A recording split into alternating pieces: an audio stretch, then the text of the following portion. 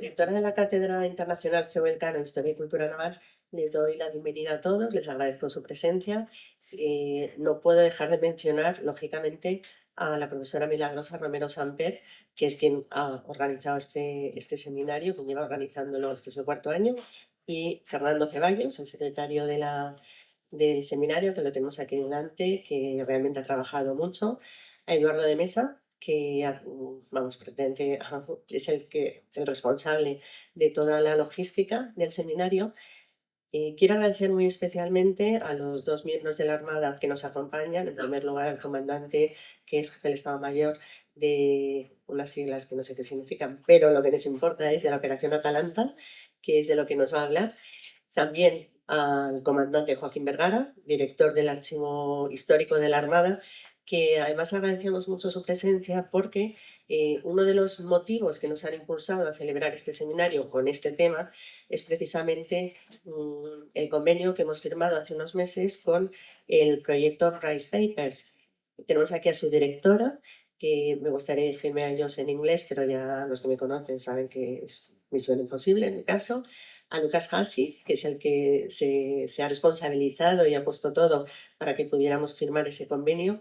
Y de hecho me parece que van a tener unas conversaciones muy interesantes esta tarde en el archivo el comandante y Dagmar, puesto que de los dos dependen los dos archivos, bueno, el proyecto de los Price Papers, y del comandante Vergara depende el Archivo Histórico de la Armada, que va a ser una sede nueva que se inauguró el año pasado, y creo que van a poder hablar y comentar muchas cosas. Y ahora ya voy a callarme yo y voy a presentarles al comandante de la Operación Atalanta. Si se fijan en las pantallas que hay, ay, perdón, en las pantallas que tenemos repartidas en los vestíbulos de las aulas, se está proyectando un vídeo sobre la Operación Atalanta, que viéndolos uno tiene ganas de saber más, ¿no?, sobre la operación. No digo de ir para allá, porque no vale cualquiera para trabajar en la misión Atalanta, pero bueno, me parece que es muy llamativo. Se me olvidan las gafas, pero creo que podré leer unas breves líneas sobre el currículum. La verdad es que me han pasado un currículum absolutamente ridículo, pero se pueden imaginar que para llegar al puesto que tiene a día de hoy, el currículum es muy potente. Así que con mi presbicia voy a intentar leer y, y solo leer para que nos cuenten cuanto antes. Bueno, el capitán de navío, Fernando García Rodríguez, ha desarrollado su carrera en la Armada en buques de superficie y submarinos, y ha sido comandante del submarino Galerna y segundo comandante del buque escuela Juan Sebastián Elcano, además de jefe de Estado Mayor de la flotilla de submarinos y comandante naval en Algeciras. Es diplomado en Estado Mayor por la Academia de Defensa del Reino Unido y ha participado en operaciones Guard, Active, Endeavour, Atalanta, y ha sido oficial de enlace del Ministerio de Defensa en la Embajada de España en Etiopía. Desde principios de julio es el jefe de Estado Mayor de la Operación Atalanta y, bueno, pues como lo que nos interesa es escucharle a él, le doy la palabra ya, comandante, cuando quieras. Buenos días, muchas gracias, María. Gracias a todos por vuestra presencia. Como ha dicho, soy el capitán de navío Fernando García, jefe de Estado Mayor del Cuartel General Operacional de la Operación Atalanta en Rota. Y vengo en representación del vicealmirante Villanueva, que es el comandante de la operación, pero que pues, está en otro viaje en La Haya y por ese motivo no ha podido estar presente en este seminario. Para mí, desde el punto profesional, es un honor estar aquí ante ustedes y desde el punto personal es una temeridad, porque mis conocimientos de historia son más bien limitados. Pero como solo tengo que hablar de la Operación Atalanta, que es algo que conozco, pues en ese sentido me siento más tranquilo. Entonces, les voy a hablar de eso, de la Operación Atalanta, una operación de la Unión Europea contra la piratería y de su evolución y en qué situación se encuentra ahora. El guión que voy a seguir lo ven en la diapositiva y por tanto pues me voy a ahorrar leer. Cuando nos mencionan la palabra pirata, corsario, que es el título de este seminario, nos imaginamos quizás algo más parecido a lo de las fotografías o los dibujos de arriba de esta diapositiva. El cine, las novelas, la historia nos han ofrecido una idea muy romántica de la piratería. Pocas cosas más románticas para mí que los versos de Espronceda en la canción del pirata, con 10 cañones por banda, viento en popa, a toda vela, no corta el mar, sino vuela un velero mercantil. ¿Quién no se emociona al imaginarse en la popa de ese bajel pirata, con Asia a un lado, al otro Europa y por la proa Estambul? O con el mero hecho de que el barco sea su tesoro y, más importante, su dios, la libertad.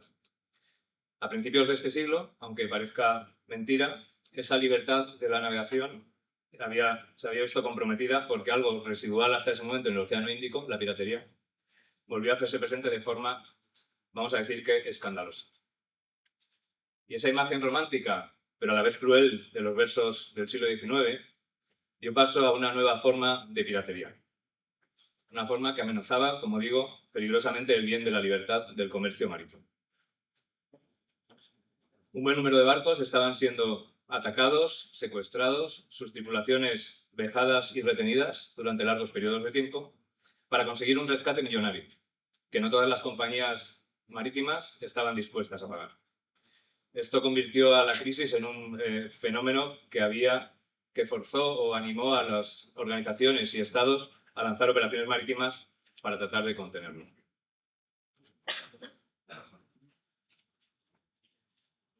Estos son los números. Se pueden ver en la diapositiva el número de barcos atacados por años. No todos fueron secuestrados, pero sí atacados. Entre 2008 y 2012, como ven, era un número escandaloso. Era casi un ataque cada 2 días. La Operación Atalanta y otras operaciones se lanzaron en ese año, en 2008, y se encontraron en una situación en la que los piratas somalíes, sí, piratas, actuaban prácticamente con total impunidad. Y eso lo demuestran estos datos, estos números. Se trataba de un problema complejo de atacar y costó cerca de 3 años, como se ve, el cambiar la tendencia o contener ese resurgimiento de la piratería en el Océano Índico. Y nos podemos preguntar que cómo era eso posible. Cómo en el siglo XXI unas fuerzas navales perfectamente preparadas, tecnológicamente avanzadas, tardaron casi 3 años en contener este fenómeno.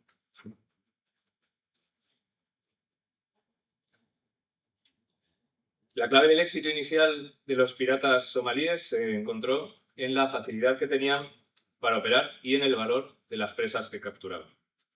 Para realizar sus ataques, estos piratas no necesitaban grandes buques piratas, el bajel pirata al que llaman por su ahora el temido, que necesitan una logística mayor, sino que simplemente necesitaban lo que se ve en las imágenes de la diapositiva. Arriba a la izquierda pueden ver un esquife con unos pocos hombres armados con fusiles de asalto, en ocasiones lanzagranadas, unas escalas o cabos con garfios que les permitiesen subir a bordo de los buques mercantes y gasolina para aguantar el tiempo necesario en la mar para encontrar una presa que capturar. Ni siquiera necesitaban la potencia de las narcolanchas que hay ahora en el estrecho, porque con superar un poco los 12, 14 nudos de la velocidad de un barco mercante les llegaba para poder asaltarlo. De los hombres para piratear, el factor clave, lo único que hacía falta es que tuvieran la necesidad. Y si algo sobra en Somalia, es precisamente eso, la necesidad. El día a día de los somalíes, cualquier opción, por arriesgada que parezca, les permite cambiar de vida si consiguen apresar un barco pirata. Les permitía y les sigue permitiendo. Somalia era, y sigue siendo además, un estado fallido, sin capacidad de controlar ni su territorio, ni mucho menos sus aguas. Ni las aguas litorales ni las aguas próximas a Somalia. Aparte de los esquifes que hemos mencionado y esos hombres agresivos y necesitados, el botín no se encontraba dentro de la presa. El botín era la propia presa y la tripulación. Un dato, más o menos la media de rescate de un barco mercante o incluso pesquero estaba en torno a los 4 o 5 millones de euros. Estos rescates generalmente se pagaban en metálico, se lanzaban desde una aeronave y con esto se conseguía la liberación del buque mercante y de la tripulación. Pero no siempre los buques eran liberados. En ocasiones, por las razones que fuese, porque las compañías se demoraban en pagar o por los motivos que fuese, las tripulaciones eran trasladadas a tierra y en el caso de la fotografía de abajo, el mercante Iceberg 1 es el secuestro más largo, que duró 33 meses, desde marzo de 2010 a diciembre de 2012. Esta tripulación no fue liberada por pago de un rescate, sino finalmente fue liberada por las fuerzas de una de las regiones de Polania, de Somalia, de Puntland. Y el barco quedó varado en la costa de Somalia. Estos casos extremos no son los que hicieron de la piratería un negocio lucrativo. Lo que hizo un negocio lucrativo de la piratería, porque era un negocio, eran los secuestros de una duración media de entre unas semanas o varios meses, lo que se tardaba en conseguir negociar con la compañía del buque que se pagase el rescate. Hay que insistir que las causas de la piratería, lógicamente, se encuentran en tierra, se encuentran en Somalia y en la incapacidad que tiene la población de Somalia de desarrollar sus vidas de una manera libre y normal. Y las oportunidades, las actividades ilícitas, pues se ven como una oportunidad de negocio para sacar adelante a las familias. Estas circunstancias no han cambiado del todo.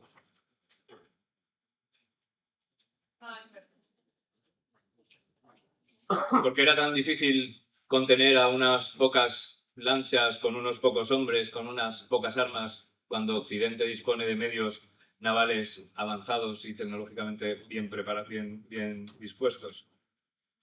Los 3 años que tardamos es una medida de éxito o de fracaso. Eso es una cuestión que quedará... Para mí es una medida de éxito, porque la explicación se encuentra en que, aun siendo una lucha aparentemente desigual y tecnológicamente, como digo, una tecnología muy superior a otra, la zona en la que se realizaban estas operaciones piratas eran enormemente extensas.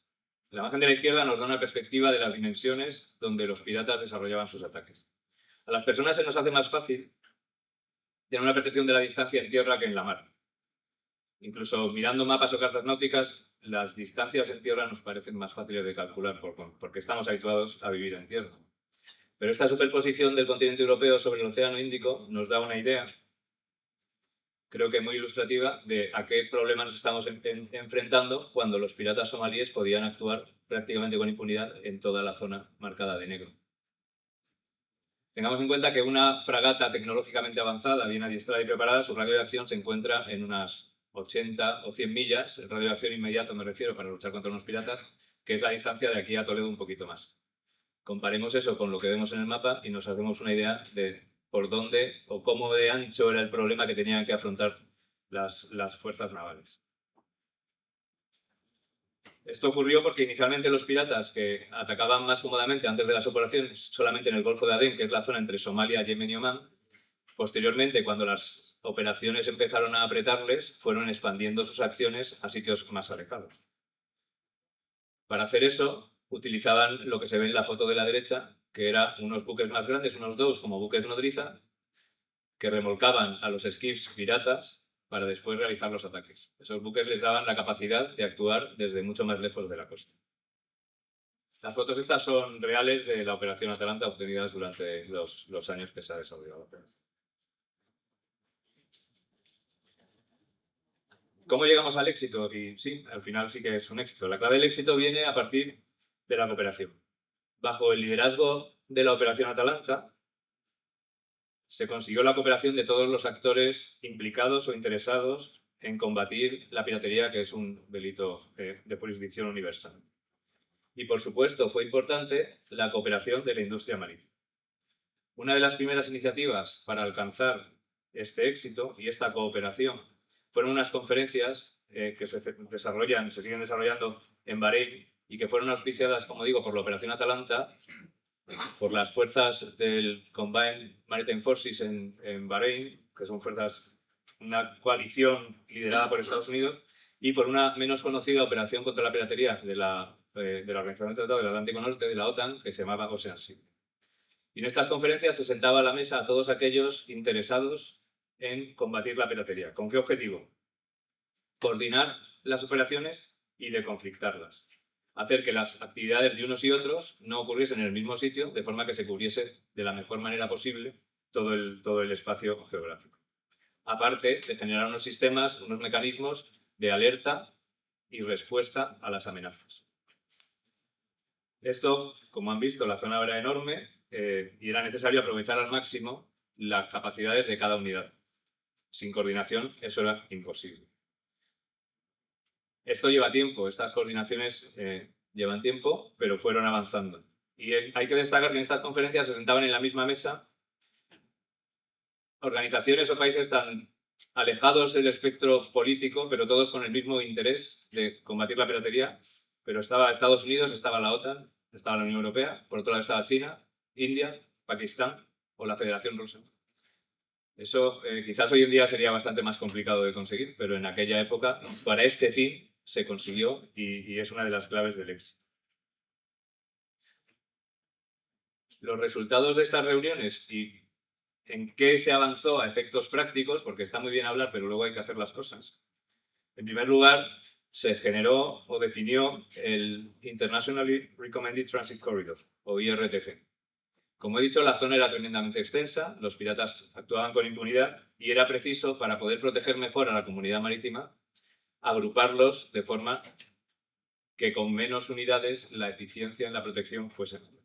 Los buques mercantes rápidamente se dieron cuenta de la ventaja de llevar sus derrotas por este corredor y esto nos permitió organizar convoyes, normalmente protegidos por buques, curiosamente, de la Armada China, era la que más convoyes protegió.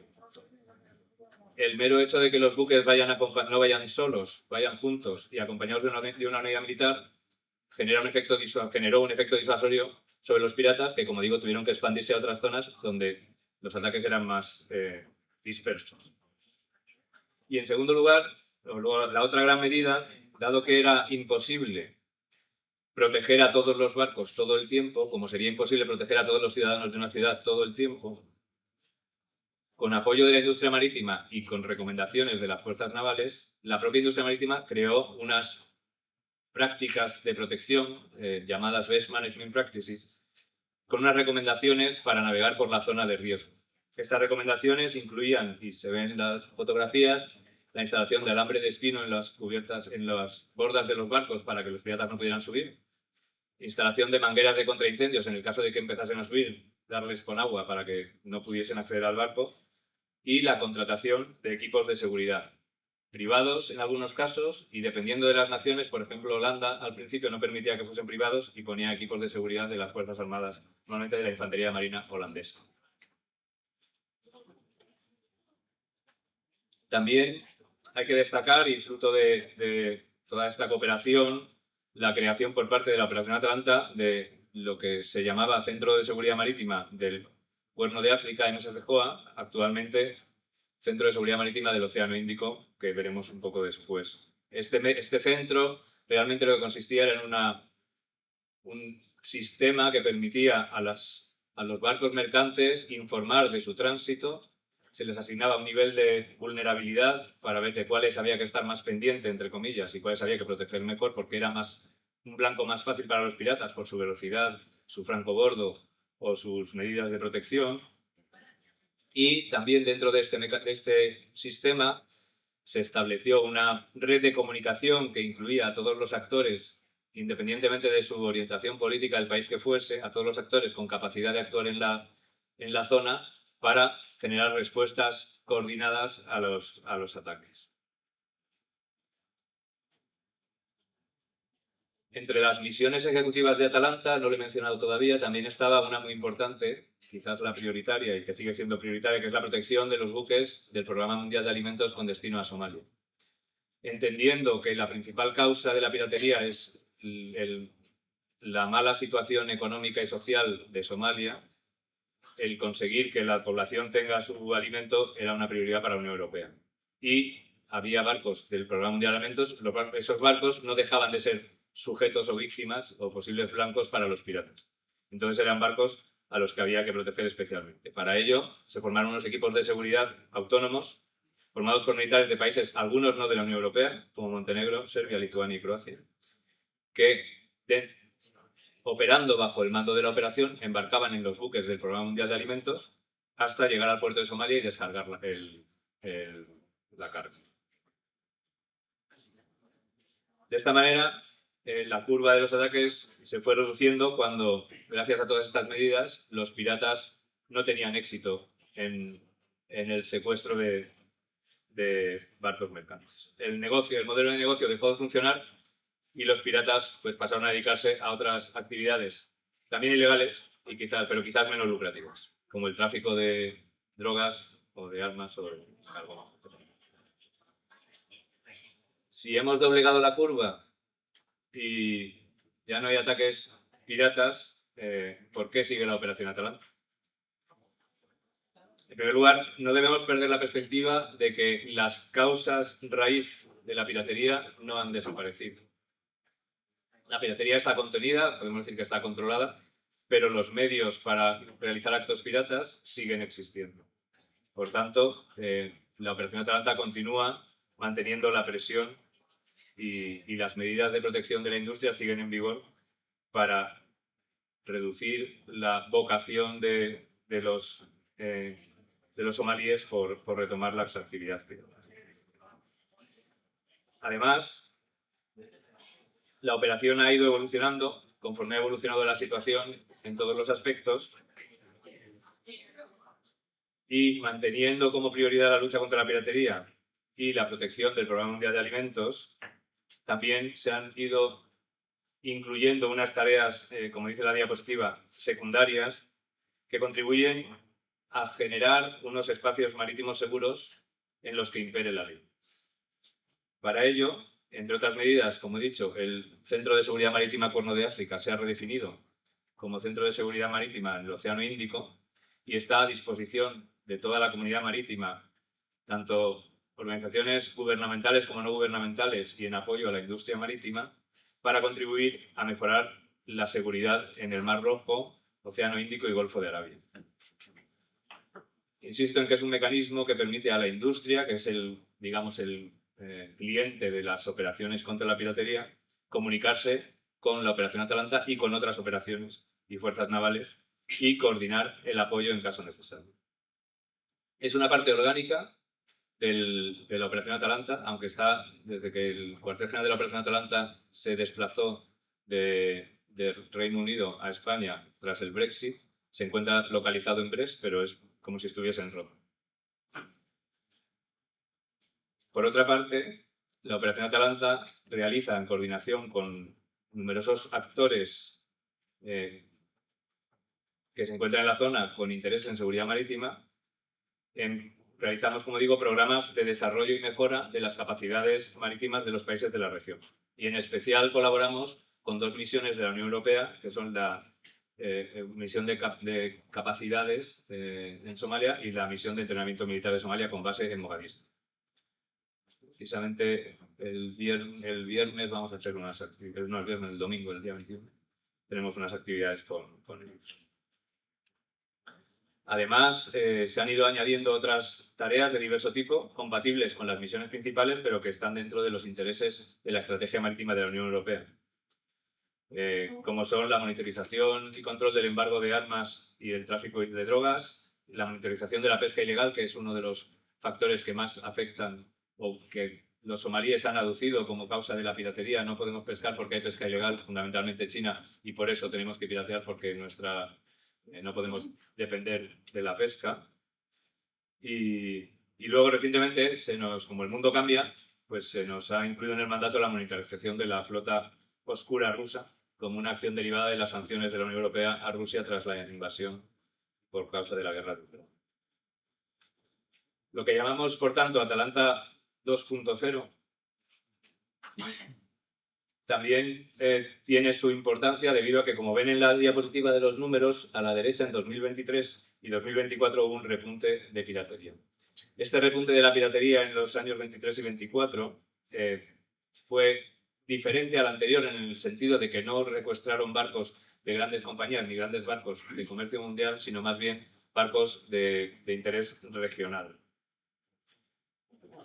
Decir que en ese periodo se secuestraron más de 30 barcos, como digo, incluidos pequeños barcos DOUs o pesqueros, y que como fruto de la operación y de las colaboraciones con otros países, etc., hay 6 piratas somalíes que fueron capturados por una fragata española que se encuentran ahora mismo en una cárcel en Seychelles a la espera de juicio el próximo mes de noviembre.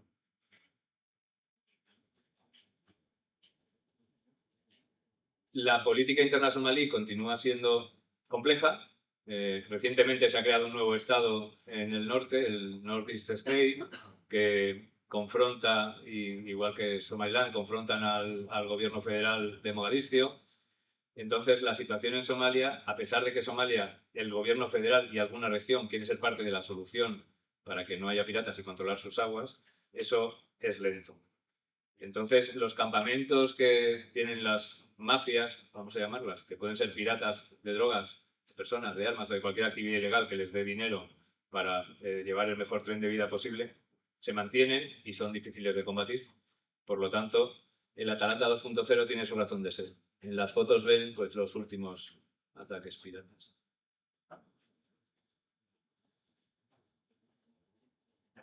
Hay que insistir en que a día de hoy la Operación Atalanta, después de 17 años y de tener éxito, se ha convertido además en una marca, por así decirlo, de la Unión Europea que es reconocida no solo en la región del Océano Índico Occidental, sino también por toda la industria marítima internacional. La piratería, como digo, se encuentra contenida, pero ni Somalia ni otros estados ribereños son o serían capaces de garantizar la seguridad marítima en su zona por ellos mismos. Necesitan, en cierto modo, ayuda y cooperación.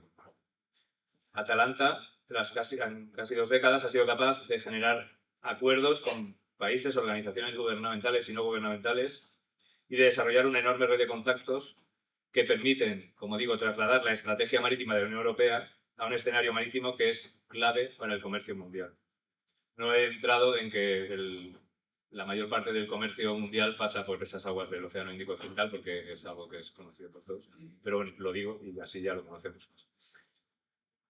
Todo esto se hace con un esfuerzo militar muy reducido. Realmente a lo largo del año tenemos una fragata con helicóptero, en ocasiones 2, y un equipo de operaciones especiales que no está durante todo el tiempo, además de un avión de patrulla marítima que tiene la base en Djibouti y patrulla fundamentalmente el Golfo de Adén. Luego, con un esfuerzo o una generación de fuerzas navales físicamente en la zona muy reducida, conseguimos mucho. Entre los acuerdos, ayer precisamente el almirante Villanueva, que es el comandante de la operación, firmó un acuerdo de intercambio de información con Europol en La Haya. Y ya finalizando,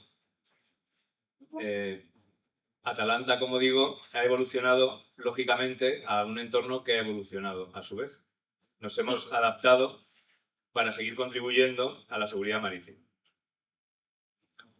En el contexto del repunte de la piratería de los últimos años y contando con que Somalia, como digo, al menos desde el gobierno federal quiere ser parte de la solución y no del problema, es preciso mantener la presión sobre las amenazas y sobre el propio gobierno, tanto de Somalia como de los estados federales miembros de Somalia,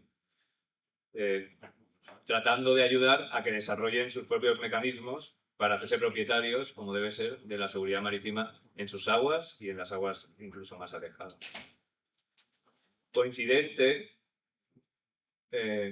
con este tiempo que vivimos ahora mismo, a nadie se le escapa que los hutis están realizando ataques a buques mercantes en el Mar Rojo. Eso no es de la Operación Atalanta. La Unión Europea, para combatir esa amenaza, ha creado otra operación que se llama Aspides. Está bajo el mando de Grecia y su misión, como digo, es proteger a los buques que transitan por esa zona. Desgraciadamente, la zona es muy grande. Proteger a todos, como digo, como ocurría con la piratería, es muy difícil y a principios de julio los hutíes tuvieron éxito y hundieron 2 barcos mercantes, uno el día 6 y otro el día 7 de julio, justo el día que llegaban. No sé si hay relación causa-efecto, espero que no. Las 2 operaciones de la Unión Europea, como operaciones hermanas, tenemos medios que son complementarios y tratamos de aprovechar los recursos y las sinergias para ello. Entre ello, el Centro de Seguridad Marítima del Océano Índico está puesto a disposición de la operación Aspides y tenemos allí 2 oficiales de enlace. Atalanta, por tanto, ha sido una historia de éxito, ya que ha sido capaz de liderar, junto con otras fuerzas, una respuesta coordinada y eficaz a un problema de seguridad marítima que, aun siendo simple en los medios utilizados, era complejo de resolver, dado las dimensiones de la zona y la impunidad con la que los piratas podían actuar. Además, ha ido evolucionando, ha creado una marca sólida que es reconocida como proveedor y principal contribuyente de la seguridad marítima en el Océano Índico Occidental.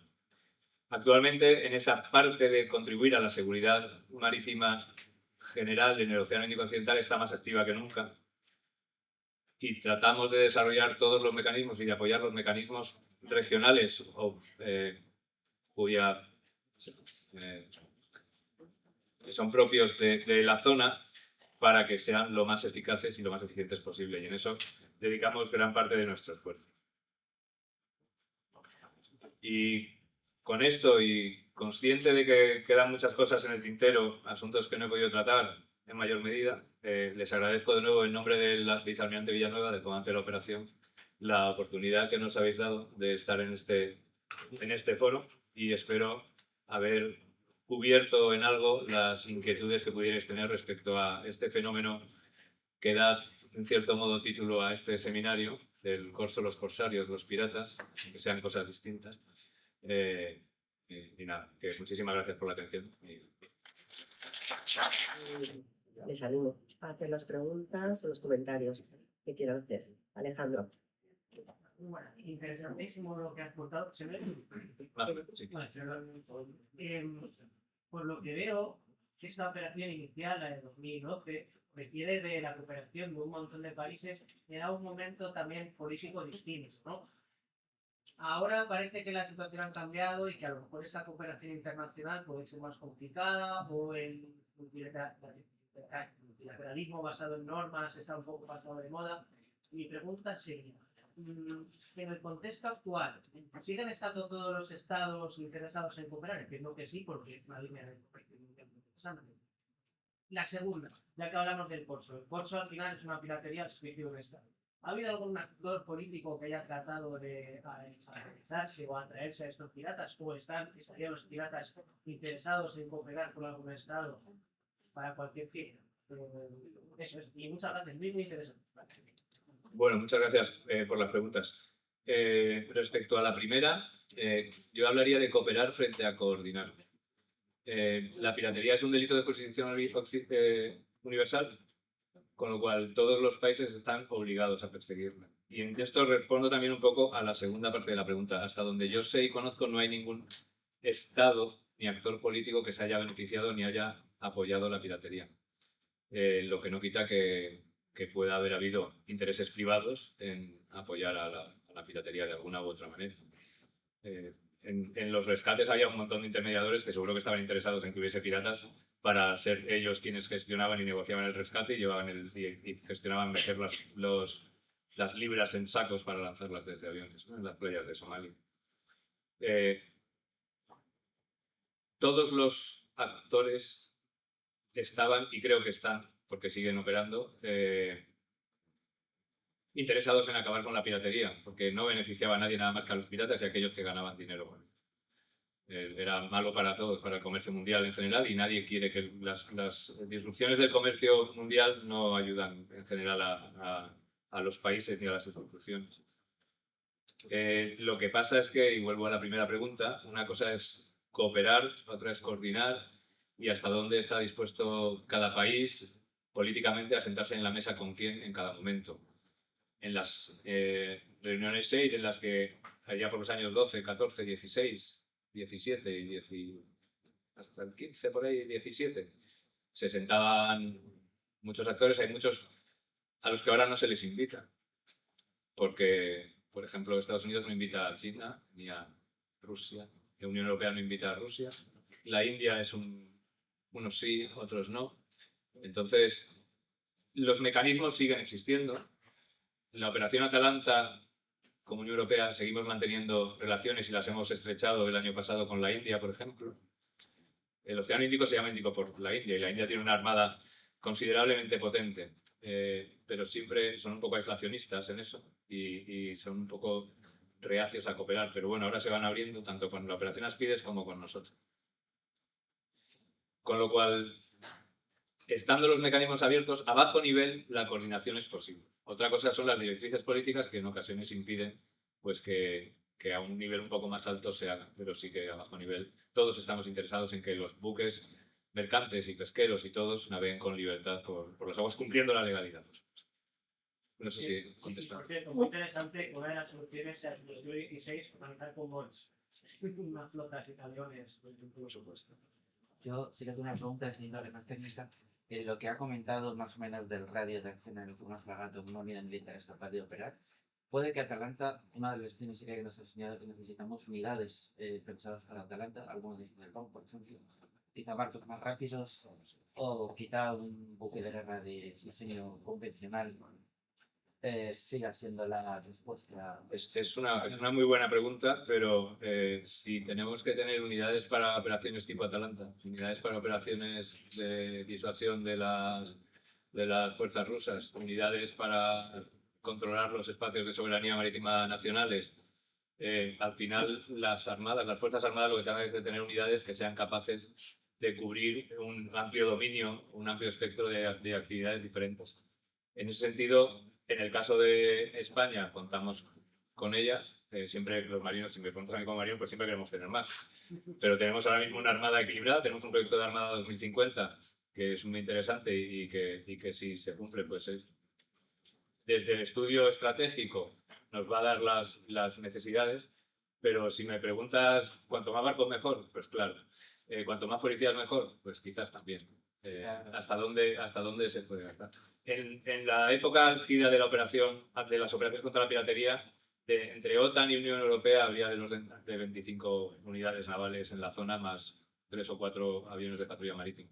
Con lo cual, quiero decir, cuando se pone todo el esfuerzo ahí, ¿qué pasa? Que luego la piratería disminuye, con lo cual deja de ser amenaza para algunos o no la consideran, y simultáneamente, por ejemplo, a la OTAN le ocurrió y la piratería estaba contenida, tenía la operación Ocean Shield y Rusia invadió, se anexionó Crimea y entonces la operación Ocean Shield, que hacía uno de los grupos permanentes, dejó de hacerse porque ya la piratería no era un problema tan acuciante para hacer operaciones de disuasión contra Rusia. ¿Cuántos barcos hacen falta? La Armada de los 1000 barcos, había un escrito de un almirante americano hace muchos años. Cuantos más mejor, pero al final con menos unidades o con las suficientes se fue capaz de contener la amenaza. No creo que poniendo más barcos se hubiese tardado menos. No, yo no me refería tanto a poner como más barcos como conseguir unidades algo más, no sé si la palabra son rápidas o reactivas. Bueno, más rápidas, yo creo que las fragatas alcanzan 28 nudos. Luego la cuestión es cuánto tiempo puedes ir a 28 nudos. Y van con helicóptero, que es un vector de acción. Entonces, bueno, yo creo que disponemos, ahora mismo, por lo menos en España, disponemos de los medios que necesitamos. ¿Por allí, Víctor? Sí, mi pregunta es, ahora, en los últimos tiempos, con la amenaza que la Unión Europea de Rusia, ¿ha visto cómo la operación Atalanta pasa a un segundo plano? ¿Sigue siendo una prioridad para la Unión Europea? Buena pregunta. La operación Atalanta sigue siendo una prioridad. Lo que pasa es que, digamos, y voy a ser franco aquí, tenemos una cierta competencia con la operación Aspides. Es a veces difícil de entender que haya dos operaciones que se solapan en la zona. Pero las misiones son completamente distintas, por lo tanto sí que tiene razón de ser que haya dos operaciones distintas, porque como digo, las misiones son distintas y el objetivo es diferente, las circunstancias de cada operación. Sí se ha notado una disminución por parte de países de la Unión Europea de contribuir con fuerzas a la operación, pero desde el nivel político de la Unión Europea sigue siendo de interés mantener la operación Atalanta. Y por otro lado hay un elemento que es inevitable, y es que Atalanta, como he dicho, es una marca de la Unión Europea que ofrece seguridad marítima en una región donde la seguridad marítima está comprometida. Por tanto, por eso desde el nivel político hay mucho interés en mantener la misión. ¿Con qué niveles? Pues también somos conscientes de que el nivel de esfuerzo y ahora mismo el nivel de buques que pedimos, como he dicho, es el mínimo necesario para cumplir la misión que tenemos. Con eso nos llega. Si hay un repunte de la piratería, pues harán falta más unidades. Pero yo creo que la Atalanta está perfectamente engranada en la estrategia marítima de la Unión Europea y por tanto es una buena herramienta para ello. Así que no la veo comprometida. Mañana la cierran. Llevamos tiempo para una última pregunta. Adelante. En Djibouti hay una base militar china, aparte de occidentales. Mi pregunta es si con todo el tema de los nuevos objetivos de monitorización de Rusia y de, cierta tensión que hay entre Estados Unidos y China, si al ser vecinos se sigue colaborando con ellos, o bueno, también con el tema de la pesca ilegal en China, si hay colaboración o si hay cierta tensión. Con China, en Djibouti hay una base china, una base francesa, una base japonesa Y americano. americana. O sea, hay bastantes fuerzas militares en Djibouti de distintos países orientales y occidentales. Con China en concreto, a nivel político, la relación está fría, por así decirlo, pero tenemos autorizada la coordinación a nivel táctico y operacional. Quiere decirse que nosotros, a nivel táctico en la operación, si hay una amenaza de piratas, hay un ataque o lo que sea, podemos y debemos cooperar con los chinos, darles la información, compartirla para contribuir a ese bien mayor que es la seguridad marítima. Lo que pase a otros niveles, pues en otros niveles queda. Pero nosotros seguimos cooperando a ese nivel. Es una cuestión que nos surge con frecuencia porque tenemos fuerzas en Djibouti a los que les invitan a actos en la base china y nosotros a todo eso, la operación Atalanta, participamos. ¿Por qué? Porque tenemos que mantener esas relaciones para garantizar que en el caso de que surja algo por lo que que es nuestra misión y que los chinos nos puedan ayudar, mantener esas líneas abiertas para poder cooperar. Entonces ese es un poco el juego. ¿Sería mejor que a nivel político todo el mundo se llevase bien? Pues seguramente sí, ¿no? Pero la realidad es la que es y con esto conseguimos mantener o cumplir de la mejor manera posible nuestra misión. A ver si respondo a tu pregunta. Muchísimas gracias, entonces, gracias por el coloquio que ha sido muy interesante. Muchísimas gracias, comandante, por esta visión que para muchos es novedosa o la conocemos, pero no en profundidad. Creo que ha sido un lujo escucharle. El comandante ha hecho un hueco en una apretadísima agenda. Anoche volvió de firmar un convenio fuera de España y tiene que irse a Rota, con lo cual nos va a dejar. Vuelvo a agradecerle, espero que sea la primera de muchas veces, porque como le decía antes y como saben otros marinos que hay por aquí, la cátedra lo que quiere precisamente es dar visibilidad a la Armada dentro de la universidad, con lo cual, pues cuantos más uniformes se vean por aquí, mejor, porque así normalizamos el conocimiento que nuestros estudiantes tienen de la realidad de las Fuerzas Armadas. Muchísimas gracias, comandante. Les pediría un aplauso fuerte para él y la bastante de esas.